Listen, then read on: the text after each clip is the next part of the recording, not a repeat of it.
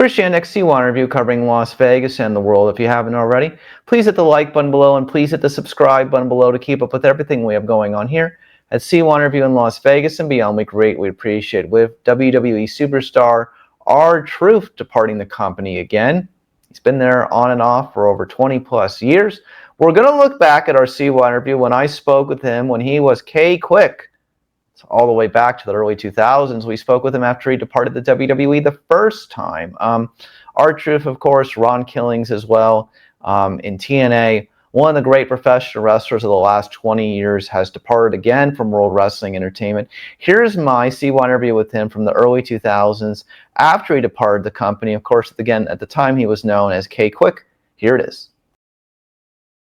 I'd like to welcome my guest this time. He's formerly of the World Wrestling Federation. Without a doubt, he was a superstar while he was there with his wonderful music talent. I'd like to welcome at this time K-Kwik. How you doing, man?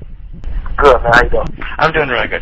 What have you been up to of late after you parted ways with the World Wrestling Federation on the independent wrestling scene? Excuse me? What have you been up to of late after parting ways with the World Wrestling Federation and now on the independent scene? Oh, just recording on my album.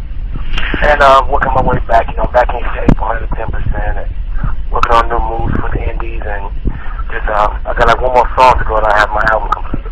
Why did you exactly part ways with the World Wrestling Federation? It was their decision.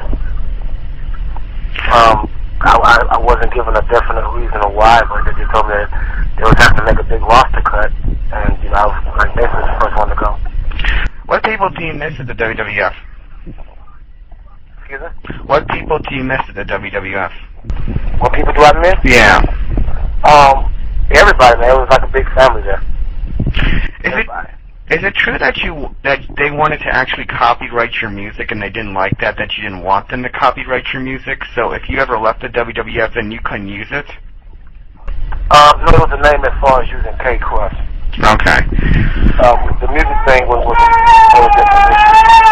That's something I was trying to get them to let me do, but I think they wanted me to concentrate more on wrestling than the music, which I understood, but, I started doing music before I got into wrestling. Where did you get your singing talent from? I've been doing it, man, since I was like 15, 16 years old. Is it true that you are actually a former World Wrestling Federation hardcore champion, am I right? Yeah. That's cool. Do you think that the WWF tried to find a good spot for you after your tag team partner Road Dogg Jesse James parted ways with the WWF?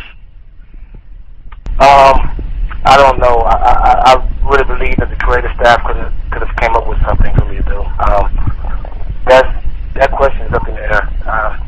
I can't say they did. I mean, because by me being there, the WWF is like the strongest federation out, in the world, man, and they can make anything move at the drop of a dime. It's a push of a pen.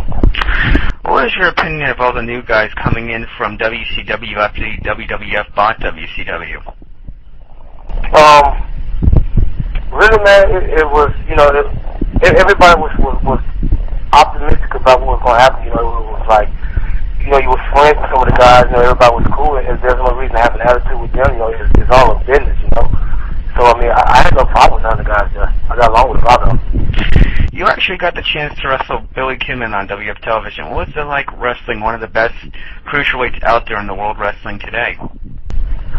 Man, I've talked to my girlfriend about that, man, and that was like that was a dream for me. I came up watching Billy Kidman in the ring and I actually wrestled him, and, I was just like focused on having a great match with him to show that, I was capable of being right on that level right along with them. We had an awesome match. What do you think of the direction of the wrestling business at this moment? To me personally, I think it's at a standstill. I think the people are kind of like, they're smart to wrestling now. They're kind of seeing the same old, I mean, they're waiting for something new. It's 2002, Have you spoke with the WWA or possibly working with the XWF in the near future? Yeah, I'm thinking I was considering the deal of going over there and trying to possibly tag up with Road Dogg. That's cool. You actually talked about you're actually finishing up your recording album CD. What's that all about? Tell me about that. Well, it's going to be the first album off my record label I just opened up, K-Kwik Enterprise. That's cool. Hopefully we'll see that out very soon.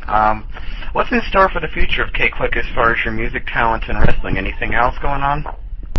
Hopefully, man, just given the opportunity, man, to like show people, man, that, you know, I got a lot to offer to the business. I got a lot, you know. I came into this business blind, you know, but I've grown to love it, man, and there's a lot I want to offer, and nothing more I like doing than entertaining, you know.